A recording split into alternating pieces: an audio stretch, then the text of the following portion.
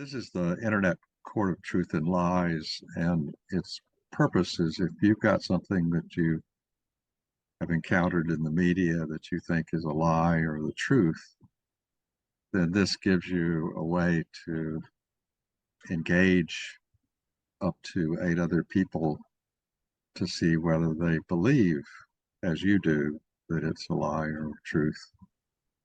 The method is basically called enforced moderated dialogue, which is the system gives you something to talk about, which are essentially 8 verdicts to help keep focus on what the discussion is about in order to help it get to some conclusion. And what we find is that almost inevitably the plaintiff, the guy who brings the case, learned something that he didn't think about when he thought something was the truth or a lie. And the jurors tend to learn something too about how other people think. So it turns out it's a fun thing to do. It does not tend to get contaminated like you see with social media comments and people just blasting off at each other. It's just a mess out there that's with social media. Anyway, today I'm doing a replay of another article I wrote, which is this article, 100 Billion Sources of Hate Between Your Ears. I discussed what I call the fundamental symmetry of brain computation. The term symmetry comes from physics, basically. It means that if there is a this, there is a that type of a thing. So, for example, if you can drop something here, a billion or a million light years, a billion light years away, that same thing will happen. Any other place in space will do the same thing that it's doing with you here. That's one of the fundamental symmetries in physics. This is meant to be a symmetry in neural computation. What it says basically is that it takes 2 neurons to tango.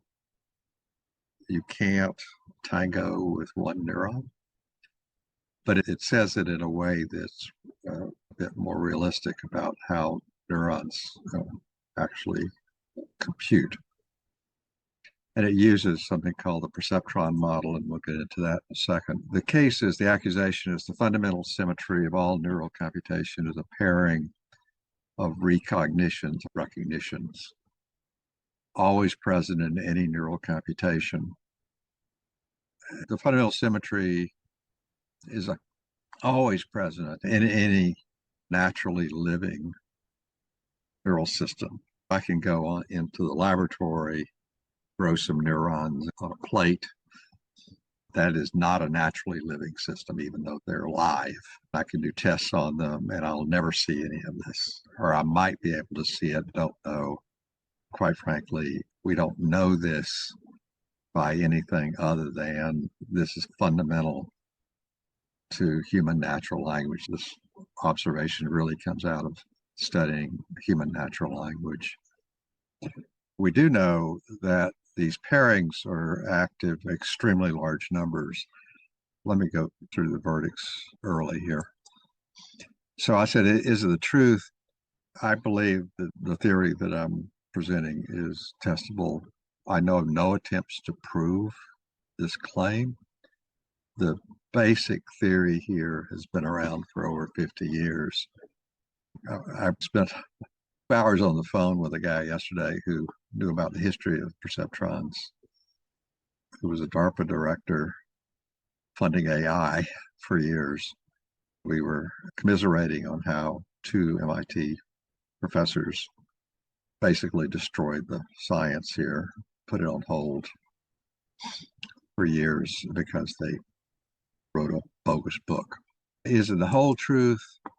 I said, no, we don't know all the details about how this works in real neural systems. There are reasons that we don't know the details. I'm not going to try to get too much into the detail on that, other than to say that there's 100 billion neurons between your ears.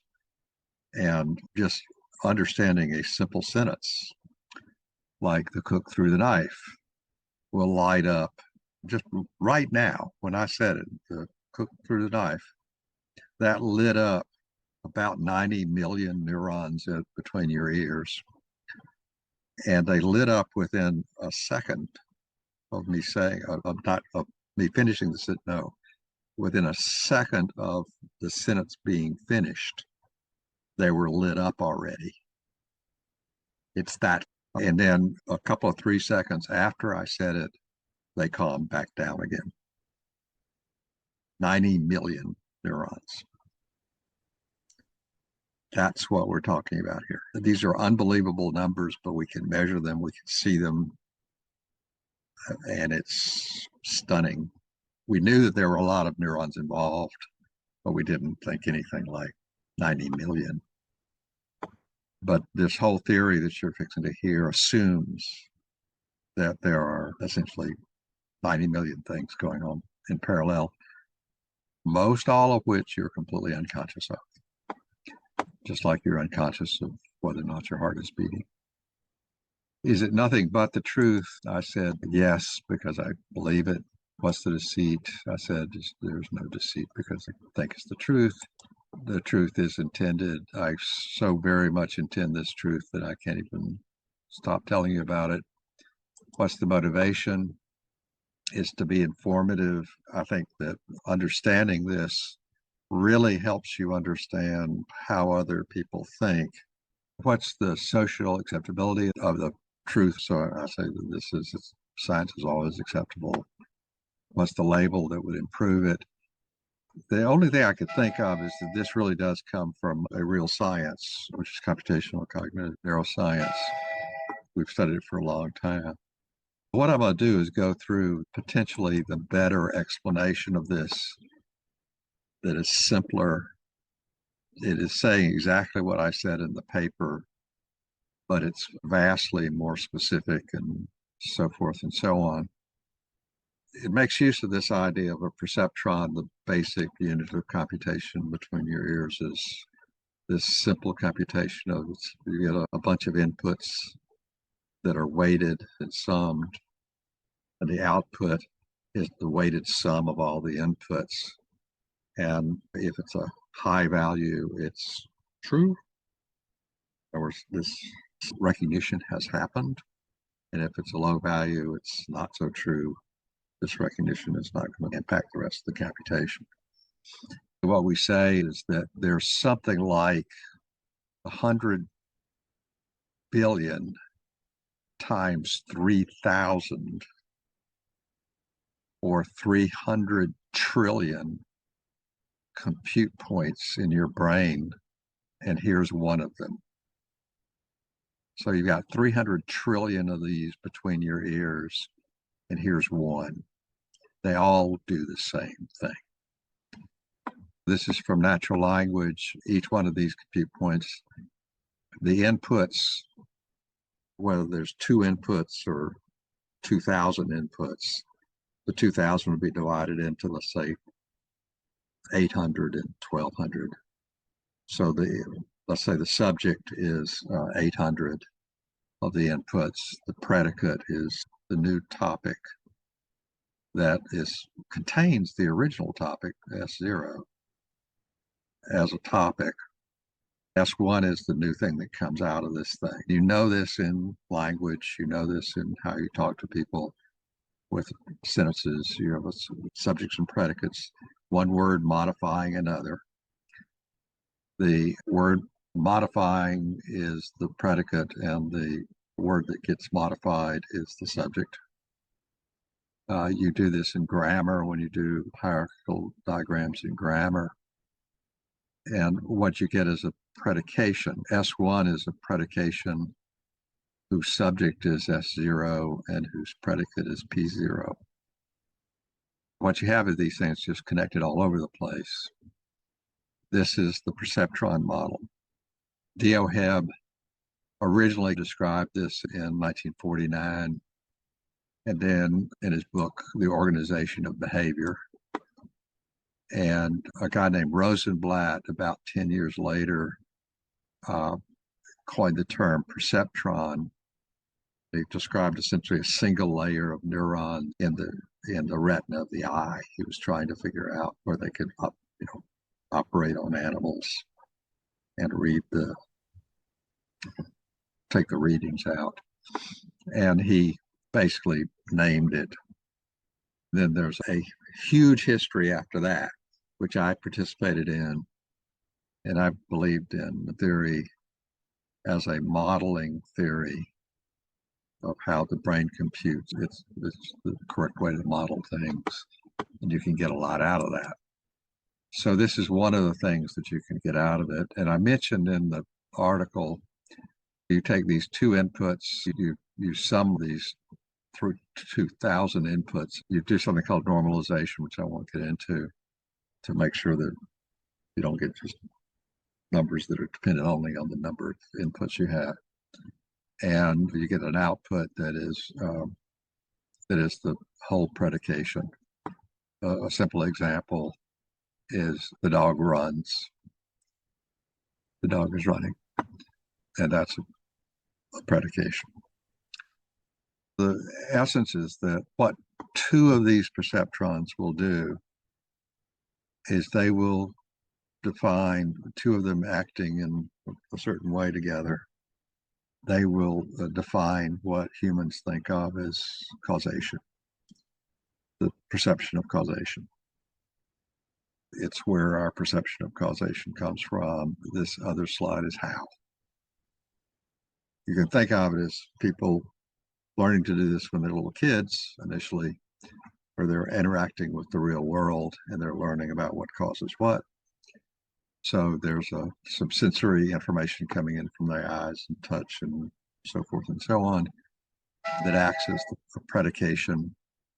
And the subject is perhaps some topic that set up what the kid or person is focused on. The kid, the topic might be himself experimenting with his environment. And so once the sense happens, there's this question of that new topic S1 is now modified by another predication, which in effect is associated with a motor action, where motor can not necessarily move, say, moving some muscles, but it can be an interaction to cause something to happen in the world. It can be something that says, be still, don't move yourself. Just to be clear, when I say not necessarily motor, what I'm saying is that the predication can be, this P1 can basically be, don't move. Then that creates a new subject, which is passed down through a hierarchy of neurons down to whatever you're instructing your motor system to do. And if that works, then P0 will change and you will learn a causation. This is a cycle right here. The cycle is determined by actions in the real world. So time is out here. And the brain is recognizing causality, but it's not using its own time. It's using the time that happens because of a sequence of things that happen. Part of the time that it's recognizing is coming in through these worldly changes that are happening and so forth and so on. The world is actually running you. You're not running the world in terms of your perception of causation. Then I say, or the imagined inner world. What happens with higher order animals, we're real certain, is they can essentially mentally simulate the world and think back on things that have happened. So they'll recreate an old subject, think back, recreate a P0, recreate a P1, and realize that was a causation. There was a causation that they experienced. So the real world doesn't actually have to be here, but this is what, from an evolutionary point of view, started this all and gave these neurons that started off in very simple animals very simple ways to recognize causation, how they as a causal agent could change the world around them. So it takes two neurons to tango. So if you've got a perceptron here, there will be another perceptron that will tell you what to do about the new subject that you've sensed that got created from the old subject and a predicate. What happens with this new predication? And if you think about it, this is exactly the hierarchicalization in any natural language grammar. When you're taught in school how to do a hierarchical grammar of any sentence, this is the joining of subjects and predicates to form little propositions that combine together to form the set of the whole tree of propositions. It is that single sentence. We also know that you could take any narrative story. The narrative story will break up the same way into this hierarchy. And you can, if I told you Little Red Riding Hood, that will invoke an entire story, a very complicated set of causations that you'll remember and deal with very quickly. One of the reasons we believe that this is the correct model is the speed with which people do these things. It's just incredible speeds. This is basically the whole thing. That's basically my argument. In the Perceptron literature, I was checking this with a guy yesterday, this DARPA guy in AI in the 80s and 90s. And I showed him these very things and talked to him about this. And he agrees. He's never seen anything like this. Nobody's really talked about perceptrons through the window of natural language. They've always talked about them other ways. And when you talk about perceptron through the window of natural language, you can see how causality works. Whereas we've known that perceptrons can compute anything that humans can compute. Mathematics, how to program a computer. You see this in LLMs. These perceptrons are exactly how LLMs work, large language models in AI, and generative AI. But it's this massive parallelism that makes them work so well. That massive parallelism is what's in the cost associated with doing these LLMs and generative AI things that can perform so well. Natasha, what's the question? The question I have is from Brian. He wants to know, how does this tie into memory? It would be very important for eyewitness testimony in court. Okay, so I can deal with this in my verdict. I didn't want to interrupt. I was just taking notes. Yeah. Okay, so answer P1. See those little bubbles there? That's coming from memory, just to tell you. So my three little bubbles there are P1 came from memory. It didn't come from what happened in the past. It just came out of memory that if the dog runs, I need to run. Because of the context of the situation, I'd better run too, whether it's because I like to run with my dog or whether that's a mean dog and I'm running from, and it really doesn't make any difference. But that predication is coming from memory.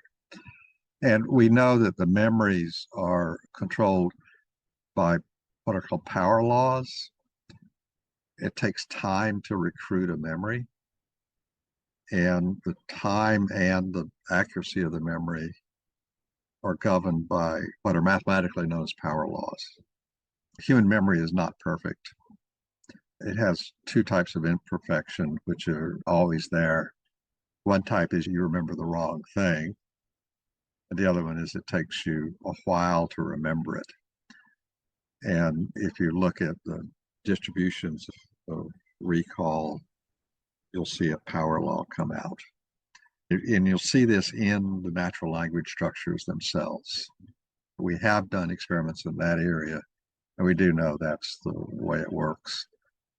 That won't help you in the as much as you wish it would, but I did put the three little bubbles showing that P1 came from memory in this particular example.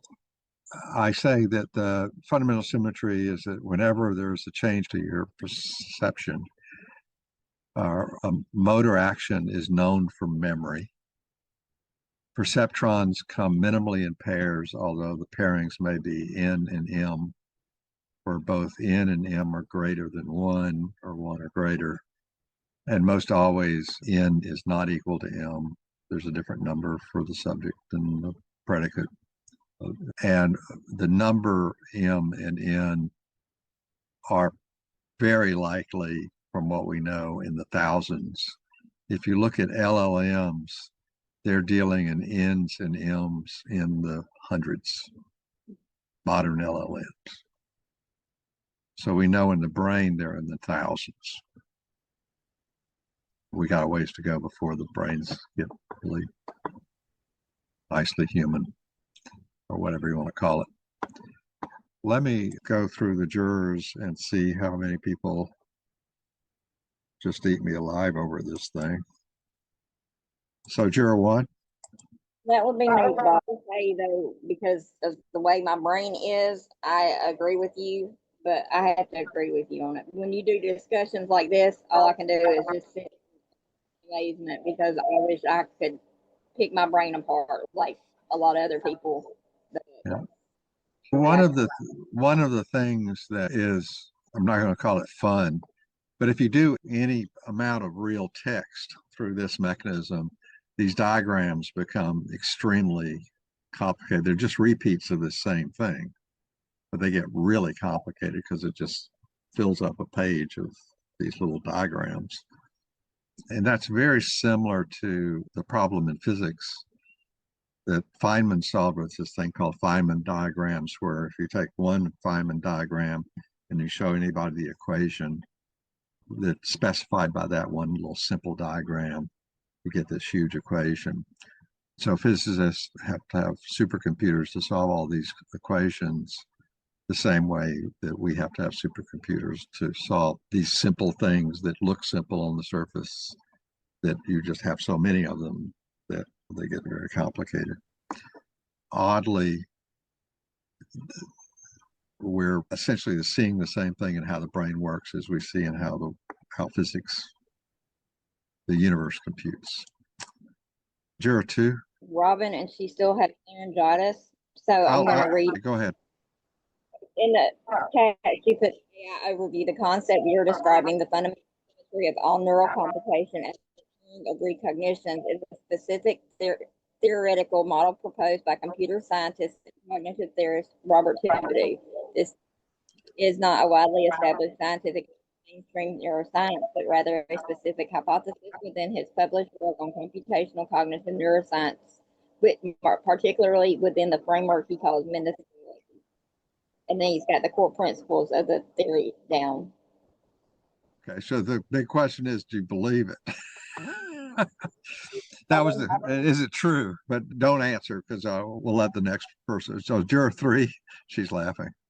One thing I did get out of this, which I found really interesting, is this how they figured out how to program the large language models? Is this? Yes. Oh yeah, absolutely. That's very cool. I was very much there the whole time. We were programming these things the way we programmed them today in 1985. But you had a definite lean to the which way. How did you? We had understood the problem. Most of us had experience with actually dealing with real neurons, real physiological stuff, and knowing how impossibly complex all this stuff was. There were people like me that have been working on this. And then there's a clear path where the initial papers, one of the papers I published in 83, the end of the paper basically said, I believe this is how your eyes are controlled when you're reading, when you just read a page of text. Right. How are your eye movements? Where do you look? Where's the brain telling your eyes to look?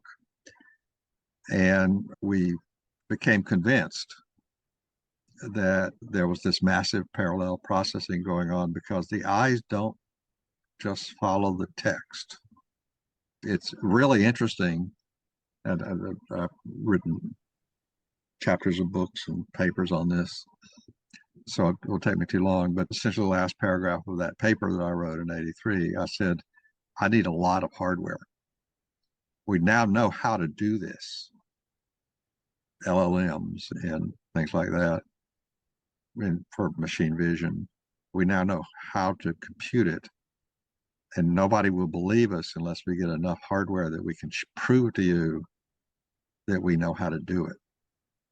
So I turned around and asked the U.S. Army for a $10 million grant to build the first piece of hardware.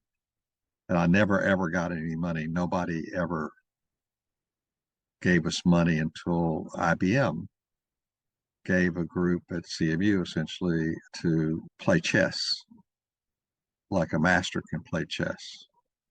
So rather than using the what's called the AB programming technique to try to teach the machine how to play chess, we just gave this perceptron model, this very same thing you're looking at, training trials with a gazillion chess matches. And it learned how to win chess matches without learning the rules. In other words, the rules were implicit in how it would win the chess match.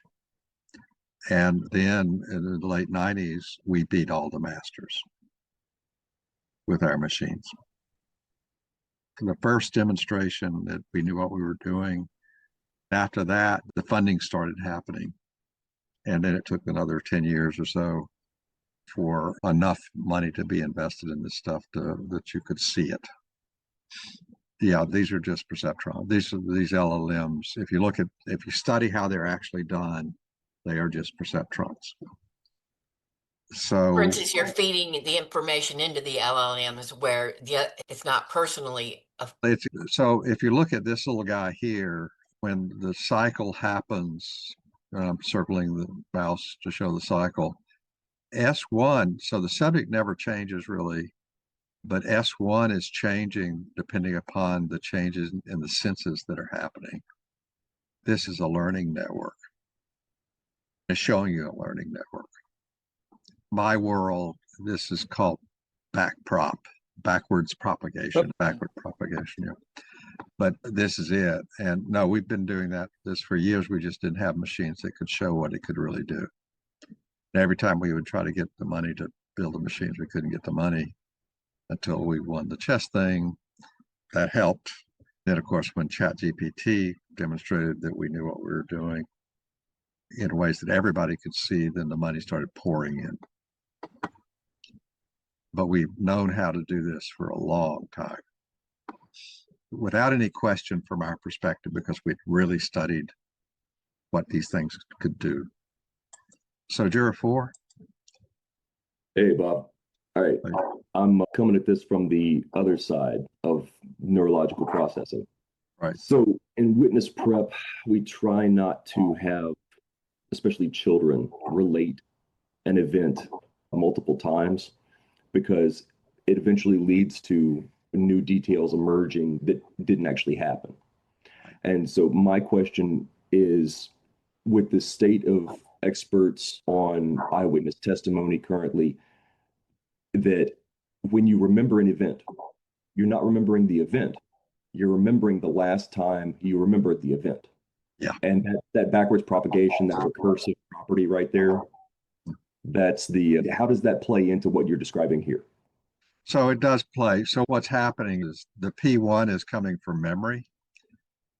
So remember that when you see one of these, think that there are thousands that are happening simultaneously that are basically following the same stuff, but in slightly different ways. Okay.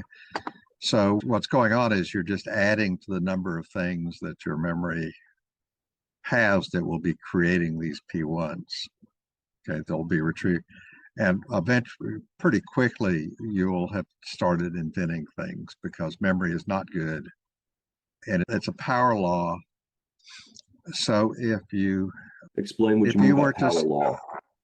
So power law basically says that if you see something like this S1 and close your eyes, you'll remember that with great accuracy for the next few seconds, but it'll fall off as the square of distance, like power laws with magnetism will fall off really quickly initially, and in 10 seconds it will have faded a large. You will not as accurately remember it to a large extent, and it will take you longer by the power law to retrieve it. So the power law is just not a straight linear, a straight line forgetting, or a straight line taking longer to remember.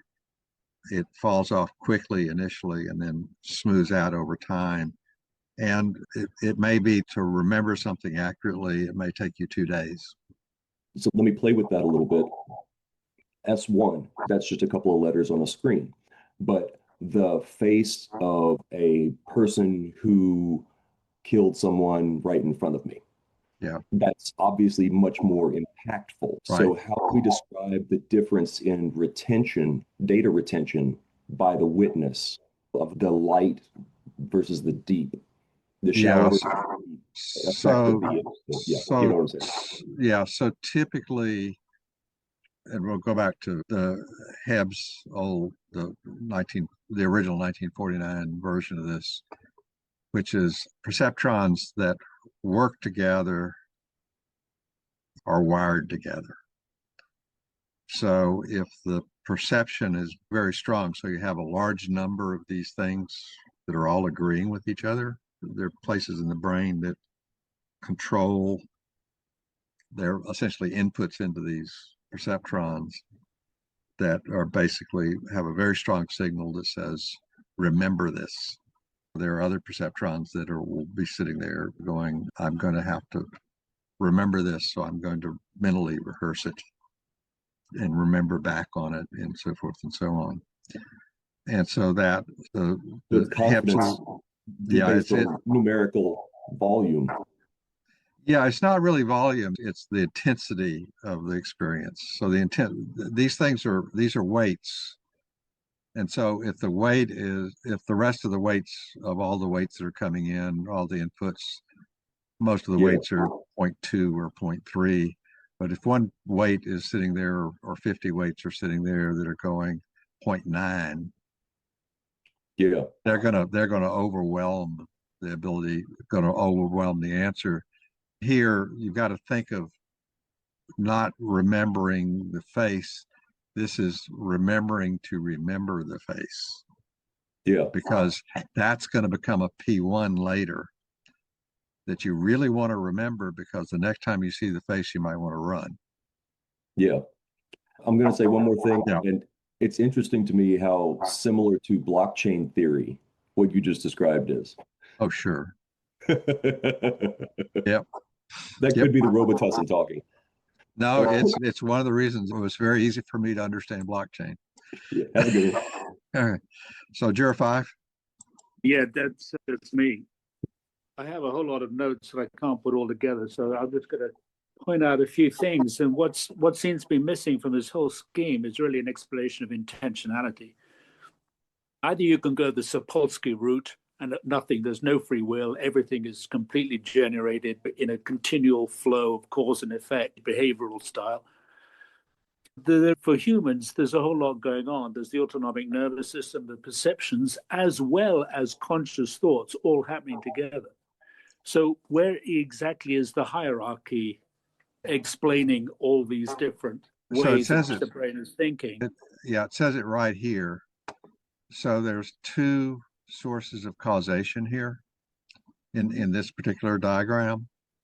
One is the dog has intended to run. So the proposition is S0 P0, which becomes the dog runs. That is the first piece of causation, which is the dog runs.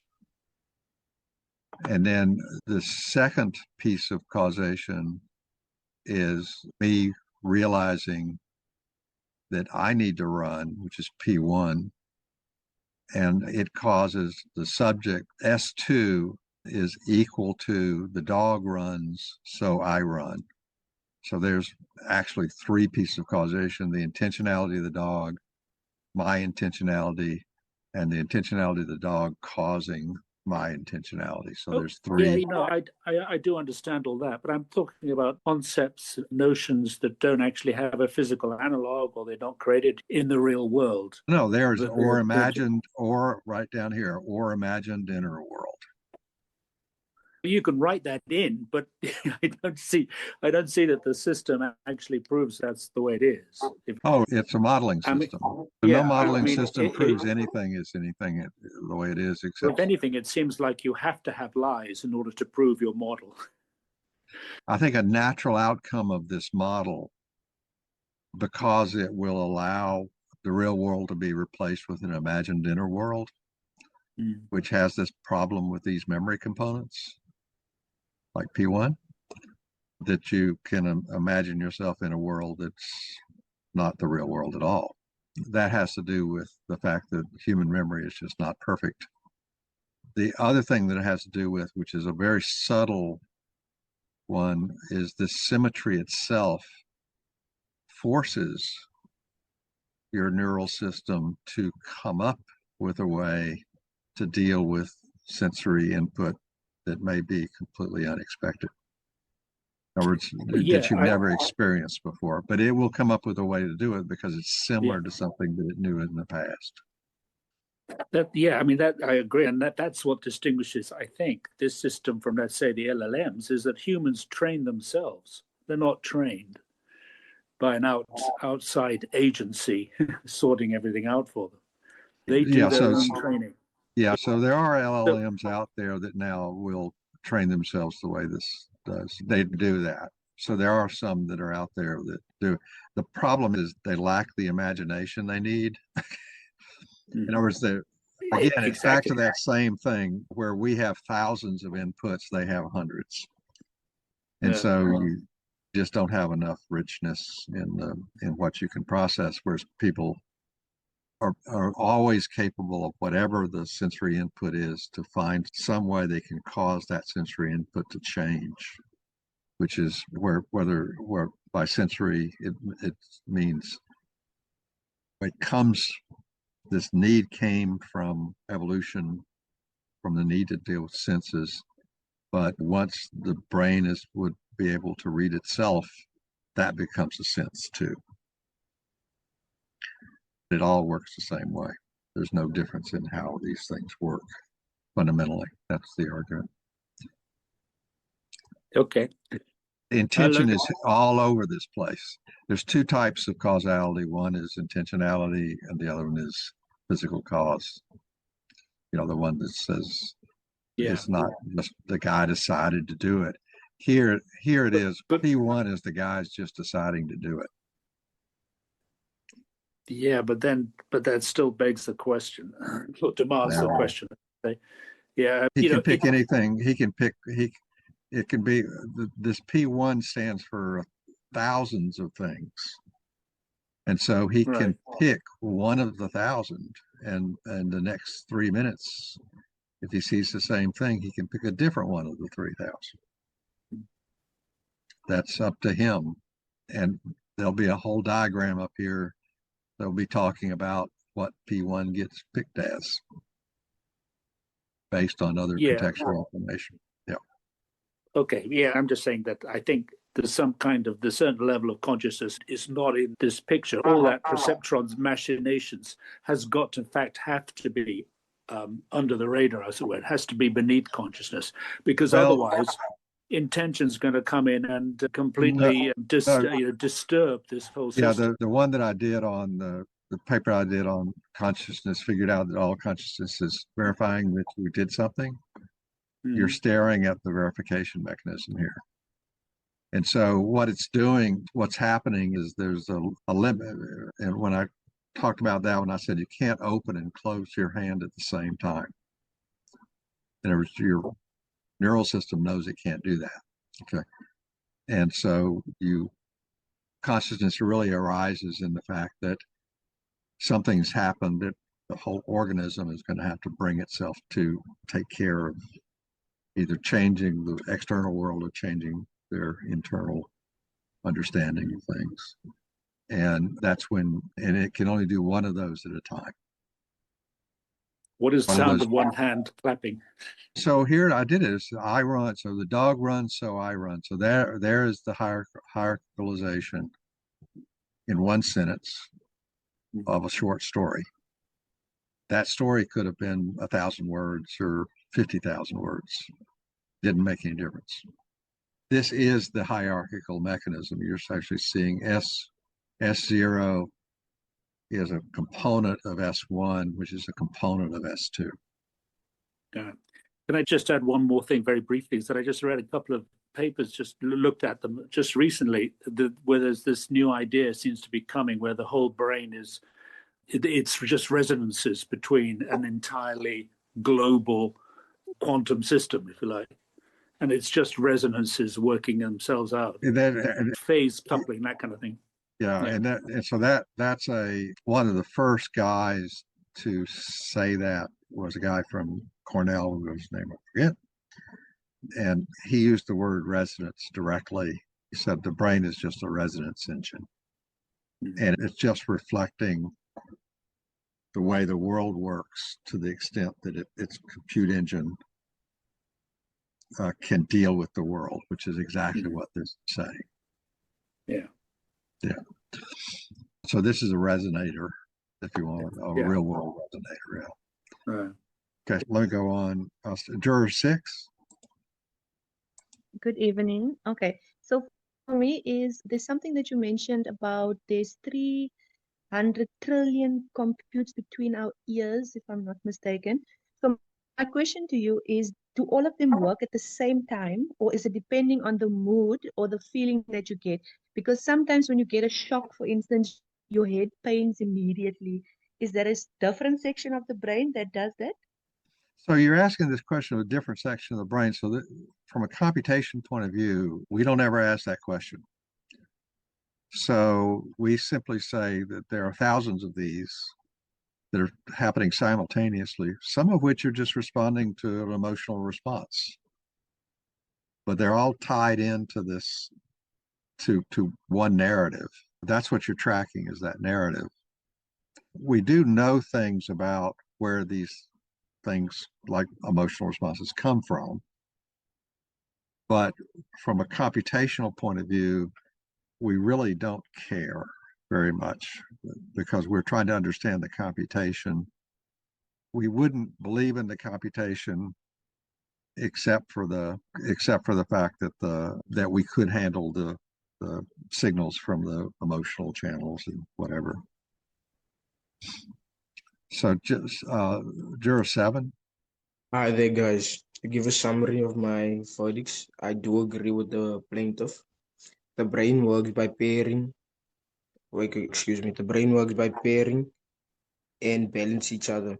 This system happens in all thoughts and actions, showing that every mental process has two sides working together in harmony. That's all I have to say. Okay, sounds great. Juror 8. Hi. From my side, I fully agreed with what you have been stated during this case. And I also want to, I think it was Brian was mentioning some stuff of what the brain have been seeing and what the eyes have been seeing and what the brain has been storing and memorize. So from my side, I was wondering all the time, what is it if something happens in front of a blind person that is not born blind but gets blind? What nutrients went through his brain? What will he memorize?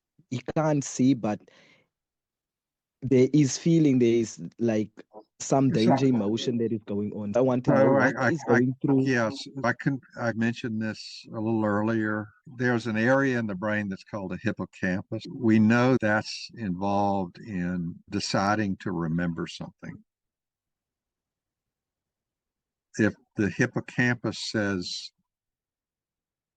don't forget this, that'll come into this computation. It'll come in as a very strong signal into this computation, but it won't just be this computation. It'll be the computations that are looking at this computation that will sit there and say, remember this.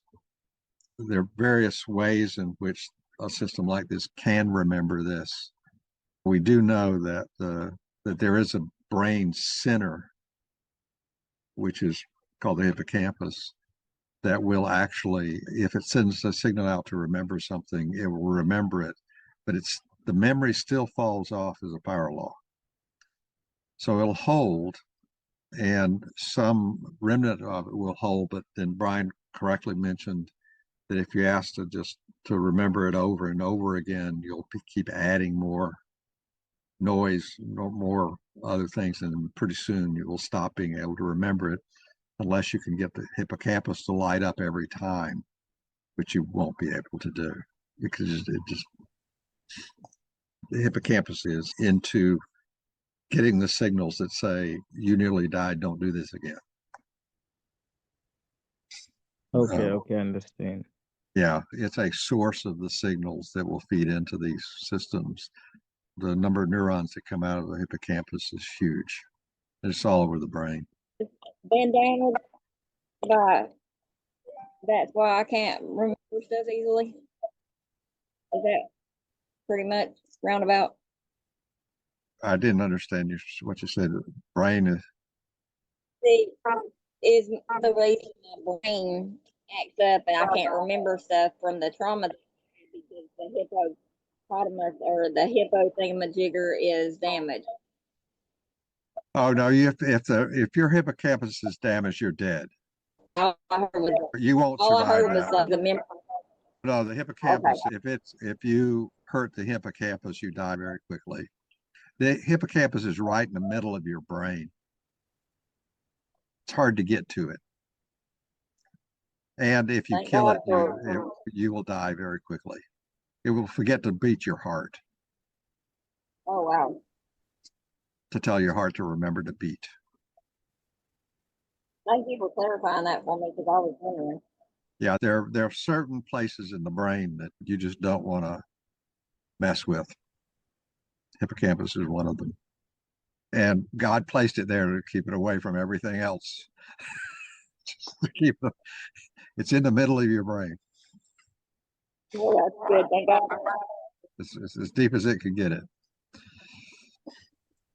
We'll have another trial next Thursday. We'll see y'all next week. All right, bye. Bye. Bye, everybody.